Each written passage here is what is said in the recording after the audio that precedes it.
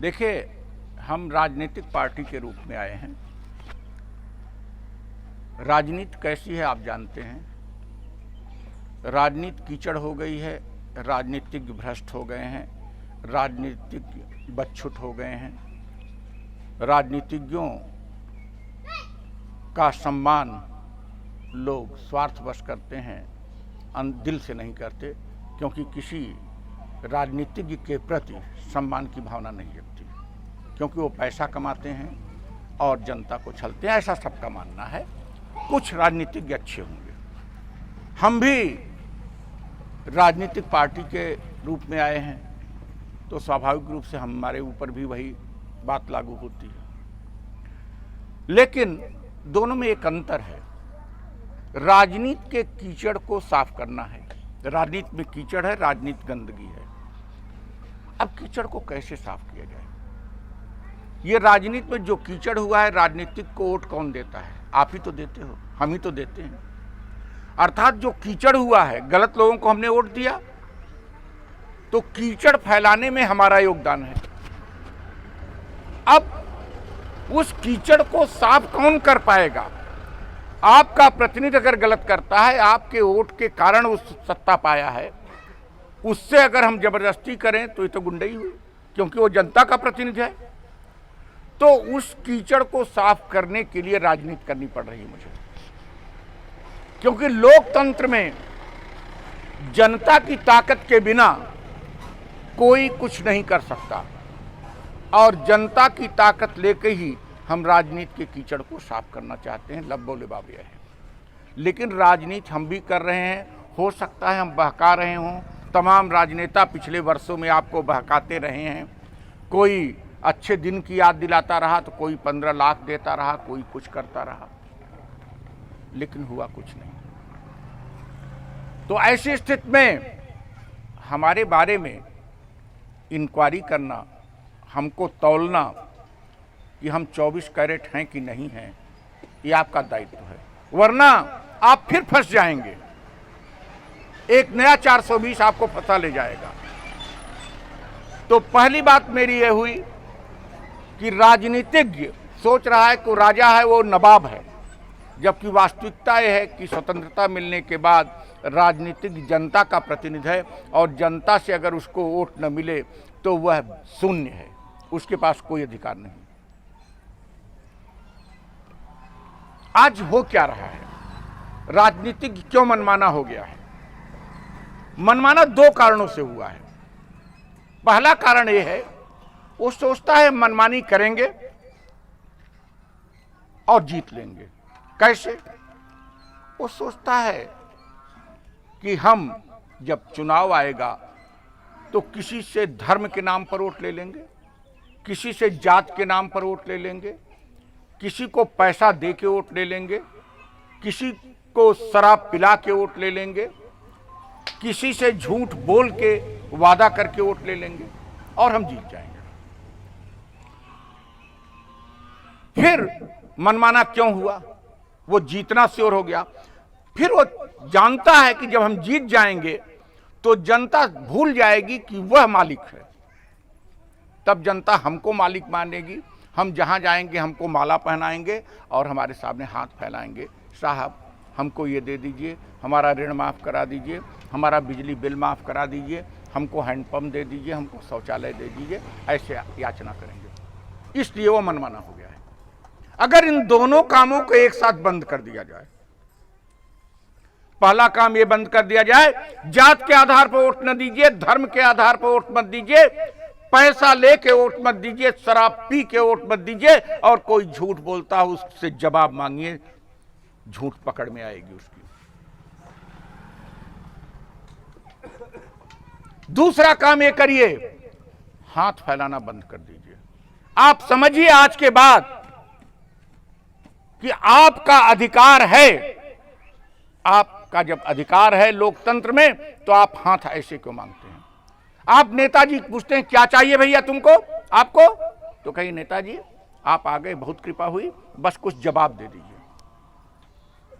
आपने क्या किया उसका जवाब दीजिए, हमको कुछ नहीं चाहिए। इस विधानसभा क्षेत्र के लिए, इस लोकसभा क्षेत्र के लिए क्या क्या कानून में क्या क्या योजनाएं आई और क्या क्या आप दिया, जवाब दे दीजिए। हमको कुछ नहीं चाहिए। नेताजी दुरुस्त हो जाएंगे, नेताजी दुरुस्त हो जाएंगे उसी दिन जिस दिन हम ये बंद कर दें। एक बात और पूछते हैं, जब ये नई बात हम नहीं बता रहे हैं, हर नेता वो भी कहता है, जो चोर उचक्का आता है ना, वो भी कहता है आप मालिक हो। वो वोट के दिन पैर भी छूता है सबका दौड़ दौड़ के, और जेब में हाथ डाल के डालता भी रहता है उसके लंबू पंजू, ये सब होता है। वो भी कहता है आप मालिक हो। जब आप मालिक हो, 73 साल आजादी हो गए, 73 साल से आप मालिक हो, 3 पीढ़ियां बीत गई, फिर भी हमको हाथ फैलाना पड़ रहा है। क्यों? जब हम मालिक हैं तो हाथ हम क्यों फैलाएं? हमको अधिकार चाहिए। और क्या मेरी सहायता से आपकी गरीबी दूर होगी? क्या किसी विधायक एमपी की सहायता से आपकी गरीबी दूर होगी? आपकी गरीबी 3 चीजों से दूर होगी। एक, इन बच्चों को अच्छी शिक्षा मिले और प्यार मिले, आपका भविष्य उज्जवल हो जाएगा। 10 साल बाद आप गरीब नहीं रहोगे। नौजवान को रोजगार मिल जाए, आपका वर्तमान ठीक हो जाएगा, किसी के पास हाथ फैलाने की जरूरत नहीं है। जो महिलाएं 2 घंटे 3 घंटे काम करके खाली रहती हैं, उनके पास कोई काम नहीं है, योजना बना के उनको काम दे दिया जाए, गरीबी दूर हो जाएगी, वो हाथ नहीं फैलाएंगे। और खुशहाली का एक रास्ता बहुत सटीक है, बुजुर्ग का और महिला का सम्मान करिए। यदि बच्चों को अच्छी शिक्षा और प्यार मिले, नौजवान को रोजगार मिले, महिला और बुजुर्ग को सम्मान मिले, तो गांव में खुशहाली आके ही रहेगी। और महिला और बुजुर्ग का सम्मान करना आपके हाथ में, किसी नेता के हाथ में नहीं है। लेकिन 2 चीजें राजनीतिज्ञ ही करेगा, जिसको आप वोट देंगे वही करेगा। एमएलए, एमपी, मंत्री, मुख्यमंत्री, प्रधानमंत्री। अब ये बताइए, आप लोग कितने वोट देते हो? जानते हैं कितने वोट देते हैं? 6 लोगों को वोट देते हैं। ग्राम पंचायत के सदस्य को वोट देते हैं, ग्राम प्रधान को वोट देते हैं, बीडीसी का वोट देते हैं, जिला पंचायत के सदस्य को वोट देते हैं, विधायक के लिए वोट देते हैं, एमपी के लिए वोट देते हैं। 6 वोट देते हैं सभी लोग। क्यों? मानते हैं ना? अर्थात आपके पास 6 प्रतिनिधि हैं, अर्थात आपके पास 6 सेवक हैं, 6 नौकर हैं।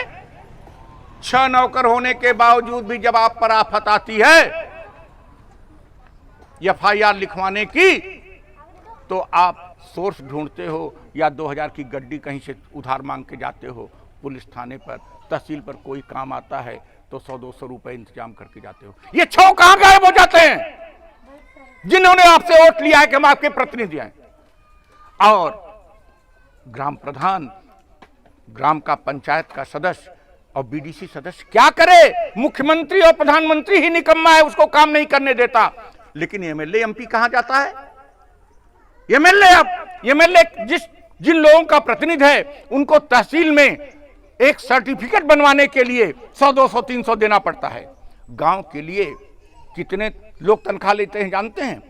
लेखपाल तनख्वाह लेता है गांव के लिए, सेक्रेटरी लेता है, ग्राम सेवक लेता है, 3 तो डायरेक्ट हैं। इसके बावजूद भी तहसील का, थाने का चक्कर हमको क्यों लगाना पड़ता है? यहां मंदिर पर आके बैठ के काम क्यों नहीं होता? क्यों नहीं होता? उनकी ड्यूटी गांव के लिए है, गांव के लिए वो तनख्वाह पाते हैं, गांव में ड्यूटी नहीं करते। क्यों? क्योंकि वो स्थानीय शासन को, पंचायत को काम करने नहीं देना चाहती कोई प्रदेश सरकार। प्रदेश सरकार तानाशाही करना चाहती है। हम किसी एक की आलोचना नहीं करेंगे। 30 वर्षों में जो भी मुख्यमंत्री बना, जो भी मंत्री बना, इक्का दुक्का को आप छोड़ दीजिए, 1-2 विधायक, 1-2 मंत्री माफ करेंगे, वो जो सज्जन लोग होंगे। लेकिन 95% क्या किए?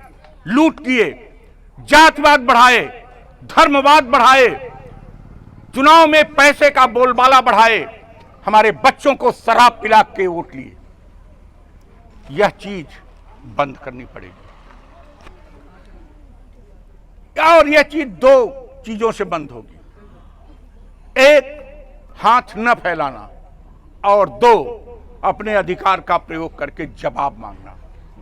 तो हम दूसरों से जवाब मांगने के लिए कह रहे हैं, हम भले ही एमएलए एमपी हमारा कोई नहीं है यहाँ, लेकिन हम राजनीतिक पार्टी हैं। मैं ये माइक सबके पास भेज रहा हूं, कोई हमसे कुछ भी पूछ सकता है और जवाब नहीं दूंगा।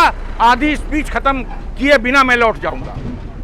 कोई भी कुछ भी पूछ सकता है, किसी को कुछ भी पूछना हो हमारे बारे में, हम कैसे ठीक करेंगे, हमारी क्या योजना है, कुछ भी आप पूछ सकते हैं।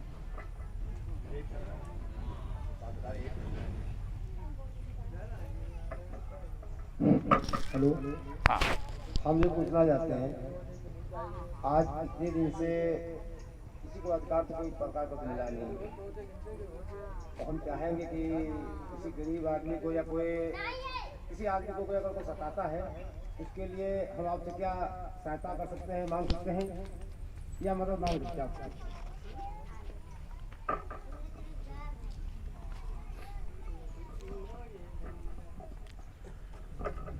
पहली बात, सहायता शब्द हटा दीजिए। हम सहायता देने नहीं आए हैं, हम आपको मजबूत करने आए हैं। दूसरी चीज, अगर हम राजनीतिक पार्टी बना के अतिथि होते तब हम देखते मेरे जेब में क्या है या मेरी कुवत क्या है, कितनी सहायता दे पाएंगे। अब हम राजनीतिक पार्टी हैं और राजनीतिक पार्टी, लोकतंत्र में राजनीतिक पार्टी को शक्ति देती है जनता। तो अगर किसी के साथ अत्याचार हो रहा है, अन्याय हो रहा है, किसी को किसी का हक नहीं मिल रहा है, उसका वह अधिकार दिलाने के लिए यहाँ का जो भी हमारा प्रतिनिधि होगा, हम नवंबर में संडीला ब्लॉक, सभी ब्लॉकों में हरदोई जिला का अध्यक्ष बनाएंगे। तो पार्टी का जो हमारा कैडर होगा या अभी जाते समय यहाँ के एक दो लोग जो भी मेंबर बन जाएंगे, उनका व्हाट्सएप नंबर मेरे पास होगा। हमारी सूचना उन तक आएगी, उनकी सूचना हम तक आएगी। अभी हम एक नागरिक के रूप में, एक पॉलिटिकल पार्टी के रूप में सरकार से, अधिकारी से लड़ेंगे। हमारे पास कोई सत्ता नहीं है, लेकिन जब आप शक्ति देंगे तो पूरे प्रदेश में वो लागू होगा, कैसा न हो। जैसे एफआईआर कराने में दिक्कत, तहसील क्यों बार बार जाना पड़ता है? तहसील दिवस ठीक है, तो ग्राम दिवस भी तो है फिक्स, जिस ग्राम में रहना चाहिए। ग्राम में पंचायत नहीं है तो मंदिर पर आके बैठे और काम करें, फिक्स हो, अगले हफ्ते लाके सबको दे दें दस्तखत करा के एसडीएम तहसीलदार से। क्यों ऐसा नहीं होता? क्यों तहसील आप जाएंगे तो आपको जब 3 बार जाना पड़ेगा, सोचेंगे कुछ दे दो, दौड़ाएंगे। तो यह सब चीजें बंद होंगी। और दूसरी चीज, थोड़ा और आपके प्रश्न को हम बढ़ा देंगे। यदि राजनीतिक सत्ता के बिना, जनता की शक्ति के बिना हम शिक्षा व्यवस्था, स्वास्थ्य व्यवस्था नहीं कर सकते। अच्छा, हम एक सीमा तक कर सकते हैं। जैसे यहाँ का कोई प्रतिनिधि है, वो शिक्षा में है, तो उसको हमने लगा दिया कि भाई यहाँ के बच्चों की मदद करो। हमारे फ़ोन पर 9 बजे रात के बाद कोई उच्च शिक्षा प्राप्त करना चाहता है, हम डायरेक्ट उसको मदद करेंगे ऊंची शिक्षा के लिए। नीचे की शिक्षा के लिए यहाँ के प्रतिनिधि को हम लगा देंगे। ये, लेकिन जब सरकार में हम आएंगे तब न कर पाएंगे ये सब चीज़ें। दूसरी चीज, जब आप अकाउंटेबल करेंगे और किसी भी पार्टी का आएगा और आपके प्रश्नों का सही जवाब दे कि क्या करते रहे हो, आप भ्रष्टाचार का केस तो नहीं आप पर, आप पैसा दे के वोट तो नहीं लेते, आप जात और धर्म पर वोट तो नहीं लेते, आप शराब तो नहीं पिलाओगे, और आप क्या 2 महीने पर आओगे हमारे गांव जवाब देने? अगर इन प्रश्नों का कोई भी जवाब दे, किसी पार्टी का हो, आप उसको वोट दे दीजिए, हमारा काम पूरा हो गया। हम राजनीतिक सुधार के लिए निकले हैं। लेकिन अगर पार्टियां इस तरह का कैंडिडेट नहीं देती हैं और जवाब नहीं देता है, तो हमको शक्ति दीजिए, हम एफिडेविट देंगे। यही नहीं, नवंबर में मैं पहला एफिडेविट दूंगा राष्ट्रीय अध्यक्ष के रूप में कि हमारी पार्टी से जिसको भी विधायक का टिकट दिया जाएगा, वो जीतने के बाद जनता के प्रति जवाबदेह होगा। ये नई चीज मैं करूंगा। और एफिडेविट पेपर में पब्लिश होगा, इलेक्शन कमीशन को जाएगा और मेरे पास रहेगा। और वो विधायक अगर जवाबदेही नहीं करता है तो उसको हटा दिया जाएगा। फिर से आप चुनिए विधायक, अगर वो निकम्मा निकल गया तो जवाबदेही आपको करनी पड़ेगी। मदद नहीं, हम सेवक के रूप में कार्य करेंगे। यहाँ से कोई फ़ोन जाएगा, चूँकि हम 6 महीने की यात्रा पर रहेंगे, फिर भी जिसका नंबर हम सेव किए रहेंगे 9 बजे रात के बाद उसका फ़ोन आया रहेगा। जैसे अब फ़ोन गाड़ी में है हमारे, तो फ़ोन हम 9 बजे के बाद रिटर्न कॉल देंगे, उसको रिटर्न कॉल देंगे। यहाँ जिसको हम जिलाध्यक्ष या वार्ड अध्यक्ष बनाएंगे वो जवाब देगा, उसके थ्रू हमारे पास पहुँचेगा सूचना। गांव में घुस जाने का मतलब हम गांव की सेवा के लिए आ चुके हैं। जीत हार दूसरी चीज है। जीतने पर व्यापक तौर पर काम होगा, हारने पर संघर्ष करेंगे, आपके लिए संघर्ष करेंगे। एक महत्वपूर्ण चीज यह है कि जनता अगर एक व्रत ले ले मंदिर के सामने कि हम नेता को माला पहना देंगे, बैठाएंगे भी, सम्मान भी करेंगे, पान पत्ता भी खिला देंगे, लेकिन जवाब जरूर मांगेंगे। ऐसे नहीं छोड़ देंगे। नेताजी की गाड़ी रुकी, उनके 4 लोग नेताजी जय, नेताजी जय, नेताजी आए, 4 ठो माला पहनाए, हाँ क्या बात 4 ठो पर्ची लिए, 1-2 लोगों का काम 10 दिन बाद हो गया, बाकी का रह गया, नेताजी चले गए। आप उसी में रह गए, देखते ही रह गए कि नेताजी को देख, नेताजी क्या बादशाह हैं कि राजा हैं? अब तो लोकतंत्र है ना। सम्मान करने से हम नहीं कर रहे हैं, सम्मान करिए, बुजुर्ग कोई नेता आता है सम्मान करिए, कोई बात नहीं है, लेकिन उनको जवाबदेह करिए, उनके सामने हाथ मत फैलाइए। कहीं साहब हमको कुछ नहीं चाहिए, हम जैसे खा रहे हैं पी रहे हैं, हम मरेंगे जिएंगे, लेकिन मेरा अधिकार दो। मेरे बच्चों की पढ़ाई अच्छी क्यों नहीं होती, इसका जवाब दो। तुम्हारे विधानसभा क्षेत्र में स्कूल है, ये लड़का 4 में पढ़ता है, इसको 20 तक का पहाड़ा क्यों नहीं आता, जवाब तुम दो। तो कहेंगे ये लड़का कमजोर है, कहीं दूसरे लड़के को बुलाते हैं, तीसरे को बुलाते हैं, चौथे को बुलाते हैं। आप अपने मास्टर को बुलाइए, मास्टर भी नहीं सुना पाएगा, क्योंकि पढ़ाता नहीं, भूल गया होगा। जब वो पढ़ाता नहीं, भूल गया होगा। हाँ, सब मास्टर नहीं कर रहे हैं, नहीं, 1 मिनट, सब नेता को भी नहीं कह रहे हैं, सब नेता को भी नहीं। एक जनरल, जैसे सरकारी स्कूल में जो लोग पढ़ रहे हैं बच्चे, उनका भविष्य क्या है बताइए? मतलब सामान्य तौर पर नहीं पढ़ाया जा रहा। एक चीज याद रखिएगा, माफ करिएगा, 1 मिनट, बहुत अच्छा चीज कहा, माफ करिएगा। हर जगह अच्छे लोग हैं, हर जगह खराब लोग हैं। राजनीति में ज्यादा गंदे लोग हो गए, खराब लोग ज्यादा हो गए, अच्छे लोग कम हो रह गए। यह समस्या है। मीडिया में गंदे लोग, अभी भी मीडिया में अच्छे लोग हैं, लेकिन गंदे लोग ज्यादा हो गए और अच्छे लोग कम हो गए। और यह चिंता की बात है, क्योंकि लोकतंत्र इसी से चलता है, और किसी गांव में आप देखिए, किसी जात में देखिए, इसीलिए तो कहते हैं जात धर्म की बात न करिए। हर जात में अच्छे लोग हैं, हर जात में खराब लोग हैं। यह एक सामान्य बात हम कह रहे हैं कि सामान्य तौर पर शिक्षा व्यवस्था पिछले 30 साल में गड़बड़ हुई है, इसको मान रहे हैं, और इसके लिए दोषी निश्चित रूप से सरकार होगी। सामान्य तौर पर स्वास्थ्य व्यवस्था कमजोर हुई है। कोरोना में किसी की मौत हो जाना दैवी बात है, लेकिन ऑक्सीजन की कमी से मौत होना, दवा की कमी से मौत होना और सड़क पर मौत हो जाना दुर्भाग्यपूर्ण है। हमें नहीं कहते कि कोई बचा लेता, हम ही आप होते क्या कैसे बचा लेते, दैवीय आपदा है, लेकिन ऑक्सीजन की कमी से मौत होना, ये तो सरकार का निकम्मापन है। दवा की कमी से मौत होना, अस्पताल में भर्ती न हो पाने के कारण सड़क पर मौत हो जाना, यह तो दुर्भाग्यपूर्ण है।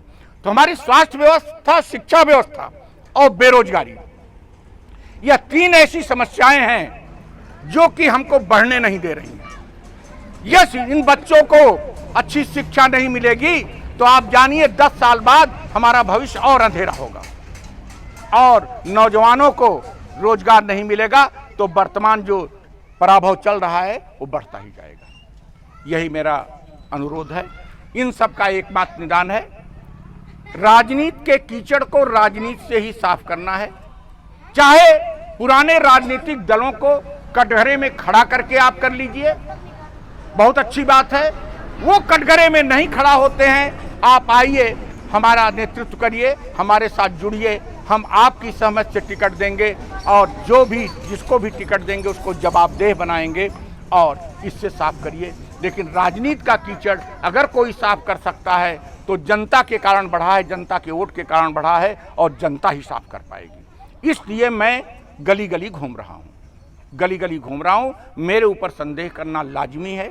कोई भी संदेह करेगा कि नया 420 होगा ये, तो ऐसी स्थिति में हर जगह हमको आप कटघरे में खड़ा करिए, जवाब लीजिए। नवंबर में हमसे एफिडेविट लीजिए, एफिडेविट लीजिए और हम आपकी सहमत से चुनाव लड़ाएंगे।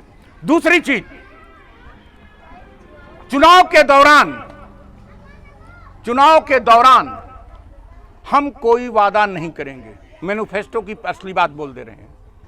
बिजली में बिल माफ करेंगे, लैपटॉप देंगे, साड़ी देंगे, कंबल देंगे, ये देंगे, ये देंगे। हम कुछ भी नहीं करेंगे। सहायता के मैं बिल्कुल खिलाफ हूं।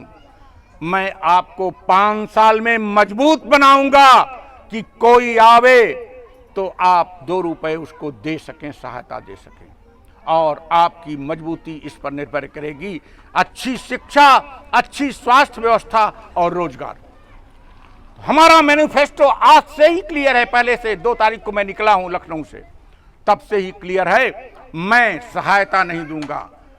73 साल में जनता सहायता मांगती रही है, क्या अगले 73 साल भी मांगेगी? जनता को अब मजबूती देना है और गरीबी को समाप्त करना है और वैसे समाप्त होगा कि उनको मजबूत करेंगे। हम मजबूत करेंगे, हम मजबूत करना चाहते हैं और मजबूत होने के लिए आवश्यक है 1 साल आप दृढ़ कर लीजिए कि हाथ नहीं फैलाएंगे। 50 साल, 40 साल, 20 साल जी लिया तो 1 साल इस चुनाव में हाथ नहीं फैलाएंगे। अगर आप हाथ नहीं फैलाओगे तो ये राजनेता घुटने टोक देंगे। जो हिंसक होता है, जो भ्रष्ट होता है, जो बेईमान होता है, वो बड़ा कायर होता है, वो बहुत कायर होता है। वो चाठो जो असलाह लेके चलना ये कायरता है, वो कायर होता है, घुटने टेक देगा। चुनाव के दिन देखते नहीं आप, घुटने टेक देता है। चुनाव के दिन वो अपने से 20 साल छोटे उम्र के व्यक्ति का पैर छूता है और चुनाव के बाद अपने से 40 साल उम्र के बड़े लोग व्यक्ति से पैर छुलाता है। ये नेता कायर नहीं है तो क्या है? हम चुनाव के लिए वोट लेने के लिए अपने बच्चों से का पैर थोड़ा छुएंगे और चुनाव जीतने के बाद हम बुजुर्गों को लाइन में थोड़ा खड़ा करेंगे। यह सब हमारी मर्यादाएं भंग हो गई हैं, राजनीतिज्ञों ने भंग कर दिया है। हम आपको मजबूती देंगे, लेकिन मेरा अनुरोध है राजनेता जो वोट में मांगने आवे, हमको कटघरे में करिए और सबको करिए, उनसे प्रश्न करिए। अगर आप उनके प्रश्न से संतुष्ट हैं उत्तर से, उनको भी वोट दीजिए, राजनीतिक सुधार हो जाएगा। हम इंसानियत के लिए काम करते हैं, प्यार के लिए, सद्भाव के लिए, सम्मान के लिए कार्य करते हैं। जय इंसानियत, इंसानियत, इंसानियत, इंसानियत।